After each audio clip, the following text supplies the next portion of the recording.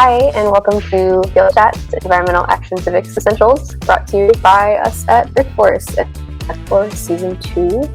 This is also our first time doing this podcast in video format, so now you can see our faces. And we are here today to talk about how to get started in environmental action civics when it might be just you. I'm Kristen Dorfman, Program Manager with Earth Force, and I'm joined by some of our program team, Alyssa and Taylor, and we of course have Haley Valley on the back end. So to kick us off today, before we get into the main content of our episode, is a little fun question. What is one word, Alyssa and Taylor, to kick off season 2? What's your one word for today? Yeah, I would say momentum. So getting into the school year and taking all this stuff we've done over the summer and really hoping to carry that through the school year with all the supports and things, especially with some of the new things that we've been creating and just kind of really focusing a lot of that work. And so I'm really excited to get started for this year. I love that momentum. That's great. I think mine is probably connection. Very much in my head right now is, I think fits in well with this podcast too, is just all of the different people doing this work and the different partners and just really in kind of connection mode as we launch. Kristen, what's your word? Taylor kind of stole it when he was talking through his word, but my word is You look up. Is focus. Focus. Stay in focus. There is a lot going on right now, and certainly kind of starting the year off with that clear vision in mind to get going on what we're doing. I love that. I think that is for everyone. There's a lot going on. And so I think that focus, momentum, connection, those are all good. So as Kristen mentioned, today we are talking about how to begin with environmental action civics, especially when it's just you. And so we're going to cover 4 tips for you, just go over a couple of ways that if you're just getting going and you're kind of feeling a little bit overwhelmed or have a lot going on, not quite sure how to get started, here are some tips and tricks. So I'm going to start us off. And we talk a lot in Environmental Action Civics about scoping the project and kind of starting from the beginning with perhaps a topic. So like Taylor runs the Rise Challenge in Colorado, and the topic in that challenge is natural hazards. Or if you're working with one of our programs in the Chesapeake Bay, it might be around how to improve your watershed. Or you might be an educator or a non-formal educator that have a particular goal or a standard that you have to meet. And so that kind of determines the topic. I think that can get confusing sometimes because we talk about student-led or youth-led work. And so, it's just a good, I think, way to start is to say, we're going to focus on natural hazards. We're going to define our community as like our school or our town. And then we can kind of give over some of that direction in terms of the issue students choose and the action that they choose. But we get to kind of scope the project as adults. And I think that can be really helpful if you're just getting going and it's just you. It's also great to map your community and think about who you can connect with. Like, if it is natural hazards, who are maybe people like that have written a mitigation plan in your area, or if it's something around water, who knows a lot about water in your community, who could come and talk to your students, who would be an expert, who else could you kind of draw into this work, and start reaching out to folks and just saying, hey, we're going to be covering these things, and I just wanted to let you know if you're around, it would be great. But just starting to connect with some of those community partners and mapping our assets in our community. So to sum that up, scoping our project with a clear community and topic, and then connecting with partners. Taylor, what would you add? Yes. And yeah, kind of rolling off of that is kind of asking another educator or partner to help you be accountable in the process so that you don't feel like you're the only one engaging in it. Especially you might have some cross-curricular advantages there. So say you have a science teacher, you're really trying to cover your content and your standards, but there's some part of the process that might be a little bit more outside of that. So maybe talking to another educator.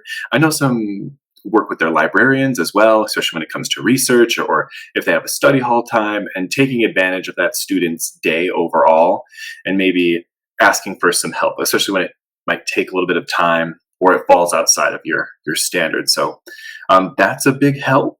And then also the accountability piece. So maybe you do have a community organization or a community member who kind of does have that time to help keep you on track or on task. Like, oh, where are we at here? How are we doing this? How can I help you? So it's not just to be like, did you get it done? It's more of, oh, you seem to have a challenge in this part of the process. Maybe this is where we can help. And then you also have folks from Earth Force to kind of get some of that support as well.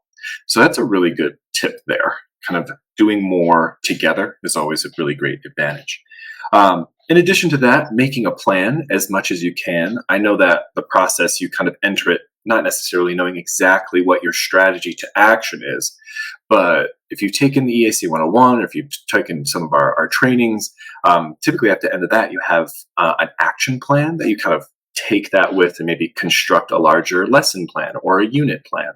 So as much as possible, mapping out the process pieces ahead of time, and then also maybe knowing that that'll change. So not being holding tight to that. So it's more of like a flexible routine than a rigid schedule necessarily, because things might have to shift. And then identifying what you also might need in those steps and those pieces. So what tools, skills, time, reserving a space, or maybe if you have some outdoor days, like some field days that you have, trying to foresee as much as possible, but then still allowing that facilitation to take place throughout the process. Still knowing that the students will be taking the lead in these pieces, but you kind of at least know where you want to go. And so that's where that facilitation skill is really important, which is really important when you think about where your students might get stuck. So you're experts in your community, you're experts with your student groups, you know at a specific point, like, oh, this might be really challenging for my student group or my group of people. So maybe this is where we'll need to do a little bit more facilitation or guidance. And so that's a really good tip as well. And so, but with all of that, making a plan and prepping and doing as much as possible, also be sure that you're not starting with your project. You may be starting with a defined community or a topic, but throughout the process, you're working with your students, gathering information, making decisions, sharing that responsibility of understanding the issue, and then cultivating that action in step 4. So I feel like, Taylor, that's like where the process, I think, is really helpful, because you can be like, in step 1, we're doing inventories or we're like choosing an issue in step 2, but you're not saying this is going to be our issue, right? But you have space defined to sort of like, you know, that like process wise you're going to be doing these things.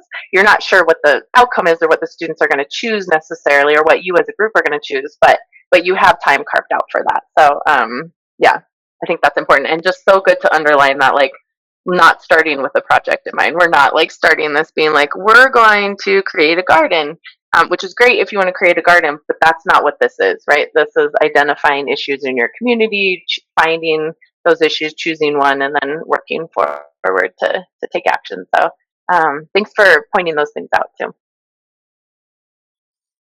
Yeah, I think of that as you have all your tools in your tool belt, and you might use them and you might not when your students get there, but you have them at the ready when the time comes.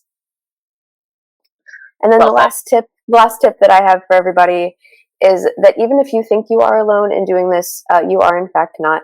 There are so many other educators and organizations out there going through the process with their young people. So my tip for y'all is to join the EAC Community of Practice, which we've recently launched.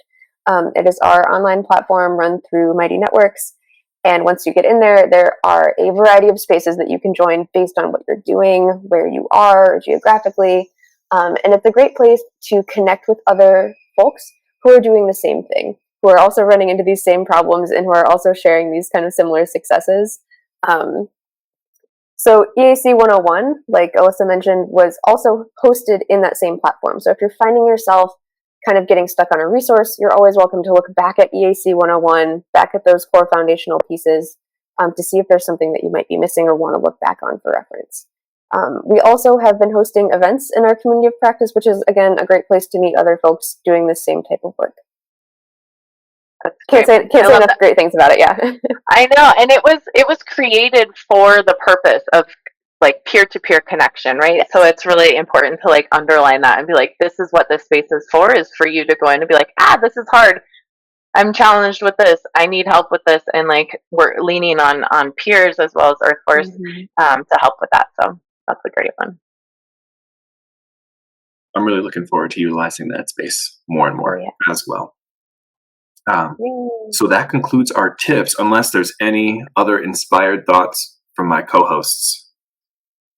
No, I think can I try to do like a summary? Certainly. Let's like put it into bullets here. Okay.